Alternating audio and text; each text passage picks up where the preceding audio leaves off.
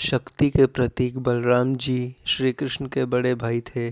श्री कृष्ण की लीलाएं इतनी महान हैं कि बलराम जी की ओर ध्यान बहुत कम जाता है। बलराम जी को आदि शिव जी का अवतार भी माना जाता है। वे कितने शक्तिशाली थे, उनके पास कौन कौन से अस्त्र शस्त्र थे, आइए जानते हैं बलराम जी के रोचक तथ्यों के बारे में। नमस्कार मित्रों, मेरा नाम है आयुष और स्वागत है आपका मेरे YouTube चैनल में। बलराम देवकी के 7वें गर्भ थे।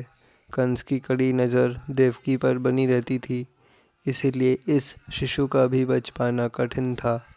तब विष्णु जी के कहने पर देवी महामाया ने देवकी के भ्रूण को रोहिणी के गर्भ से स्थानांतरित कर दिया और इस प्रकार रोहिणी के गर्भ से बलराम जी का जन्म हुआ। इसलिए उनका एक नाम संकर्षण भी है। जन्म के तुरंत बाद बलराम को नंद बाबा के यहाँ पलने भेज दिया गया था। बलराम आदि अनंत शेषनाग जी के अवतार थे और उनके इतना शक्तिशाली होने का कारण यह भी था।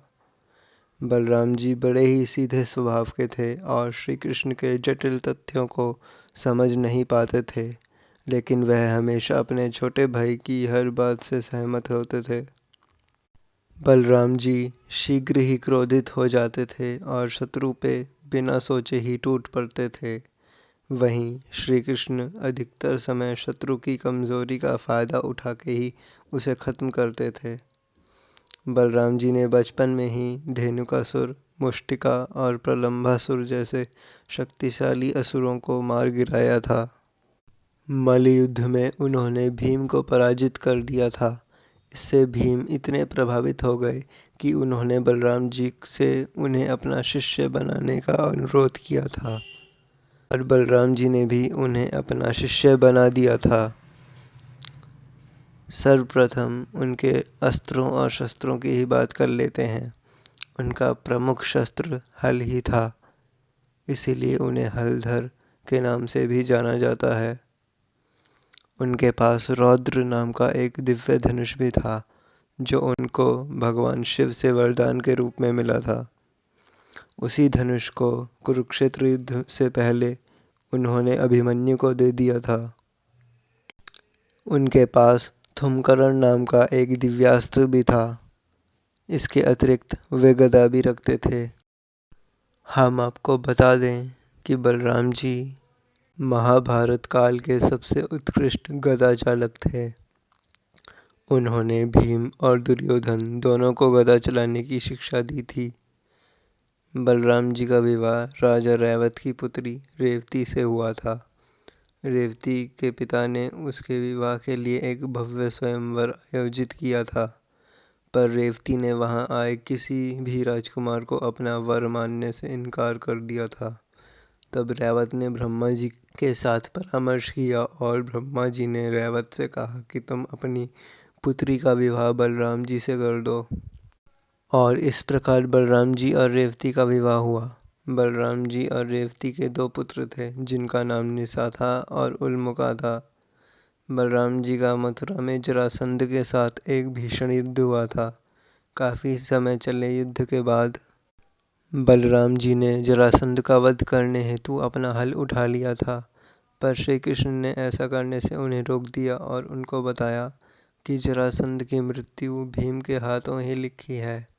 इस प्रकार बलराम जी ने जरासंध को जीवन दान दे दिया।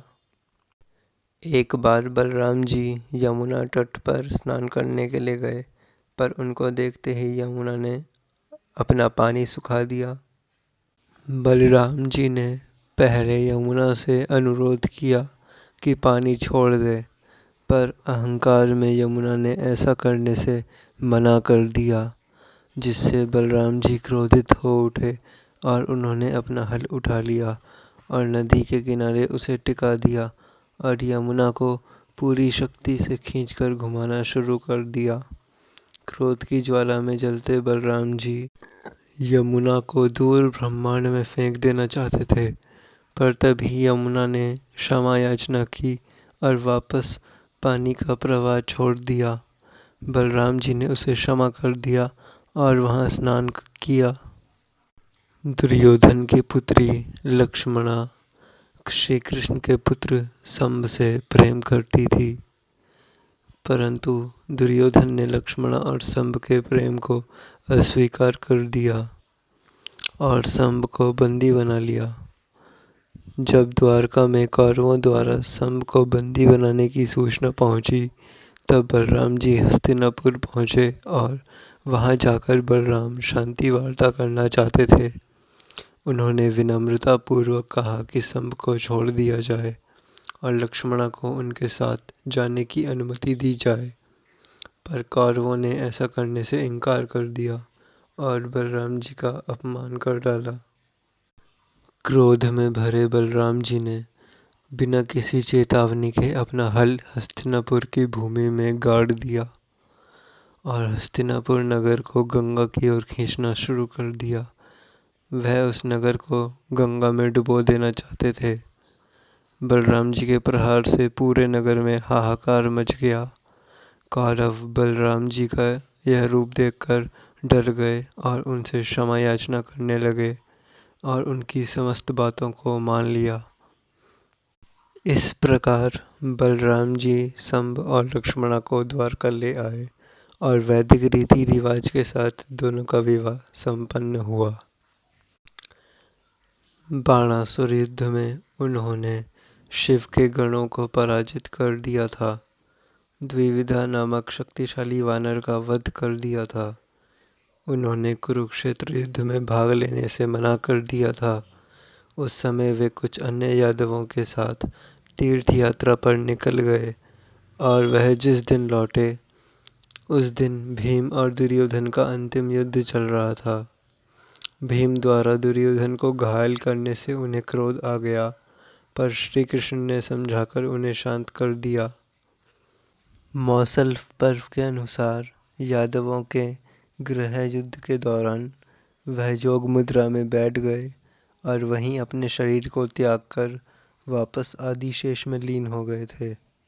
इन सभी तथ्यों को मुख्यतः हरिवंश पुराण, महाभारत और श्रीमद् भागवत से लिया गया है। आज की वीडियो में बस इतना ही। अगर जानकारी अच्छी लगी हो तो वीडियो को लाइक कर दें। ऐसे ही और रोचक पौराणिक तथ्यों के लिए चैनल को सब्सक्राइब कर दें। मिलते हैं अगली वीडियो में, तब तक के लिए धन्यवाद।